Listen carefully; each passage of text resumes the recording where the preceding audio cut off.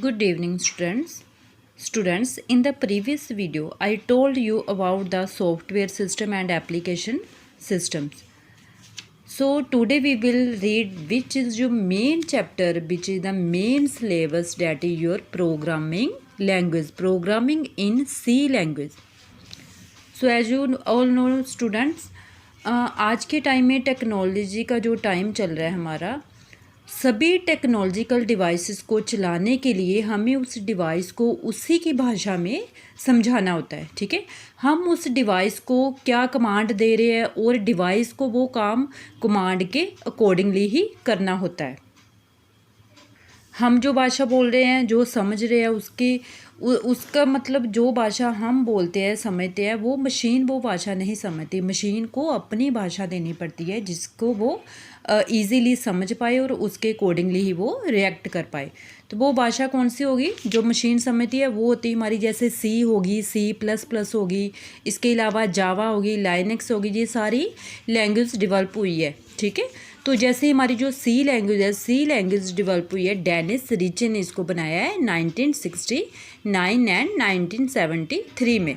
जो C++ है, C++ को बनाने वाले हैं बजर्ने स्टूर्स्ट्रप ने बनाया था। ठीक है, सी को डेनिस रिचे ने बनाया था।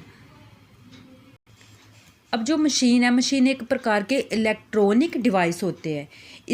इसके लिए वो जो केवल इलेक्ट्रॉनिक सिग्नल को ही समझ पाते हैं। ठीक है, अब कंप्यूटर को किसी भी काम या कैलकुलेशन को करने के लिए हमें उसे इंस्ट्रक्शंस देनी होती है। ठीक है, उस इंस्ट्रक्शन को प्रोग्राम्स कहा जाता है। जो हम इंस्ट्रक्शंस कंप्यूटर को देते हैं, उस इंस्ट्रक्शन को प्रोग्राम्स कहा जाता है। जो प्रोग्रामिंग लैंग्वेज होती है, उन इलेक्ट्रॉनिक सिग्नल्स को मैनेज करती है। कौन कौन सी लैंग्वेज बताई मैंने आपको? सी, जावा, लाइनक्स, C++। इसके अलावा और भी बहुत सारी लैंग्वेज होती है। ठीक है, अब डिजिटल हो जा ऑनलाइन इंडस्ट्री को जो प्रोग्रामर्स होते हैं, जो हम लोग प्रोग्राम टाइप करते हैं, उनको क्या बोलते हैं? प्रोग्रामर्स की ज़रूरत होती है। तो प्रोग्रामिंग जो है $1,000,000 इंडस्ट्री में चेंज हो चुकी है आज के टाइम में। और C++ को प्रोग्रामिंग लैंग्वेज किसी भी तरह के प्रोग्राम्स में आसानी से जो है यूज़ में लाई जा सकती है और बहुत जल्दी किसी भी प्रोग्राम को बनाया जा सकता है। और C++ जो प्रोग्राम जानने वाले जो प्रोग्रामर्स की डिमांड आजकल मार्केट में बहुत है। ठीक है, जो C++ समझते हैं ना, उसकी आजकल बहुत सारी डिमांड है मार्केट में। और इसका जो सैलरी पैकेज भी बहुत अच्छा होता है जो इन लैंग्वेज को अच्छी तरह से समझ जाते हैं। अब इन लैंग्वेज का यूज़ क्या है, क्यों यूज़ करते हैं हम लोग? जो सी है, इसका यूज़ होता है सिस्टम सॉफ्टवेयर बनाने के लिए। ठीक है, जैसे ऑपरेटिंग सिस्टम हो गया, कंपाइलर हो गया। अब ग्राफिक्स में जैसे हमारे एप्लीकेशन हो गया, एप्लीकेशन मोबाइल गेम्स वगैरह बनती है आपकी। ठीक है, ये सारे क्या होते हैं? हमारे डाटाबेस बनता है, स्प्रेडशीट बनती है, ये सारा इसी का यूज़ होता है सी का। ठीक है, इसके अलावा C++ में काफ़ी चीज़ें ऐसी डिफ़िकल्ट आई जिसको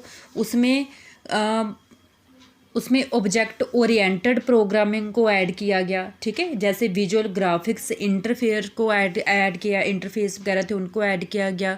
तो उसको जो ऐड किया लैंग्वेज को, वो बन गई हमारी C++। अभी आपके कंप्यूटर साइंस में आपकी C लैंग्वेज है। ठीक है, अब नेक्स्ट हम पढ़ेंगे इसके फीचर्स ऑफ C लैंग्वेज के क्या फीचर्स होते हैं।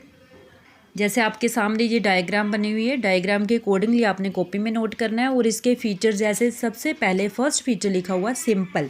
ठीक है, सिंपल क्या होता है? कोड जो इसके ईजिली कोड जो हम इसके प्रैक्टिकली करेंगे ना, इसको ये आपको प्रोग्राम करके बताऊंगी मैं प्रैक्टिकली। बहुत कोडिंग इसकी ईजी होती है, तो इसीलिए इसका फीचर फर्स्ट क्या कर देंगे हम? सिंपल। नेक्स्ट है इसका पोर्टेबिलिटी मतलब प्रोग्राम में जो थोड़े से हम चेंज या बिना किसी भी चेंज के हम लोग पीसी में बड़ी आसानी से इसको हम इजीली चला सकते हैं। ठीक है, पावरफुल मतलब फास्ट होता है। ये फास्ट और एफिशिएंट, इसमें डाटा टाइप, फंक्शंस और कंट्रोल स्टेटमेंट का यूज़ किया जा सकता है। इसलिए ये क्या बोलेंगे हम? इसको पावरफुल लैंग्वेज होती है। ठीक है, आगे स्ट्रक्चर ओरिएंटेड लैंग्वेज में मतलब क्या है कि इसकी जो कम्प्लेक्सिटी है उसको कम कर देता है ये। ठीक है। कॉम्प्लेक्सिटी को कम कर देता है, प्रोग्राम में जितनी भी क्लैरिटी होती है वो सारी हमें शो हो जाती है। स्ट्रक्चर ओरिएंटेड प्रोग्रामिंग लैंग्वेज, ठीक है, इसीलिए इसको बोला जाता है। Use of pointer, use of pointer मतलब एक इसमें वेरिएबल है जो दूसरे वेरिएबल के एड्रेस को होल्ड या फिर पॉइंट करता है, जिससे जो इसकी परफॉर्मेंस है काफ़ी बढ़ जाती है, ठीक है।